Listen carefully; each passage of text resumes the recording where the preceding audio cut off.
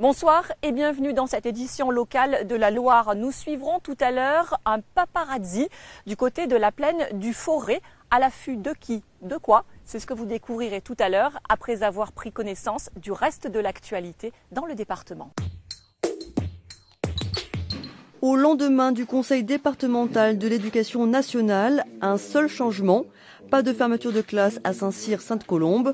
Pour le reste, l'inspecteur d'académie confirme 39 postes supplémentaires, 19 fermetures de classe et 32 ouvertures. Nous ne sommes que dans la première phase de la carte scolaire. Il y a un certain nombre d'écoles qui sont revisitées au mois de juin et au final, tout à fait dans les premiers jours de la rentrée, d'ailleurs le jour de la rentrée, on regardera quels sont les effectifs réels et on procédera à des ajustements. Et là, on s'autorise des ouvertures. C'est la raison pour laquelle nous avons regardé quelques postes pour faire des ouvertures, comme d'habitude, en juin et en septembre. En attendant, parmi les 19 fermetures, Saint-Priest-en-Jarret, Unieux, Saltendonzy et Pélussin.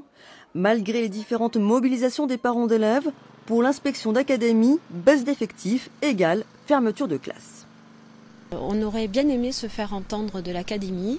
L'académie, pour justifier la fermeture de classe, se base sur 289 enfants qui avaient été fixés en novembre 2014.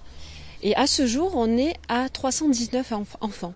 On n'a pas eu le sentiment d'être vraiment entendu. On regrette que certaines situations patinent et que l'administration se refuse à faire quelque évolution que ce soit, alors que dans le rural, comme à Macla, à Saint-Bonnet-le-Coureau ou dans certains RPI, on pense également à Viricelle ou Pélussin, la situation sera loin d'être simple pour les enfants en septembre. Pour l'État, la feuille de route est claire, mettre les moyens d'abord dans les zones d'éducation prioritaires.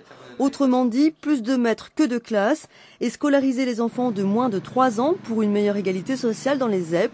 Dans la Loire, l'éducation prioritaire concerne 83 écoles, essentiellement en milieu urbain.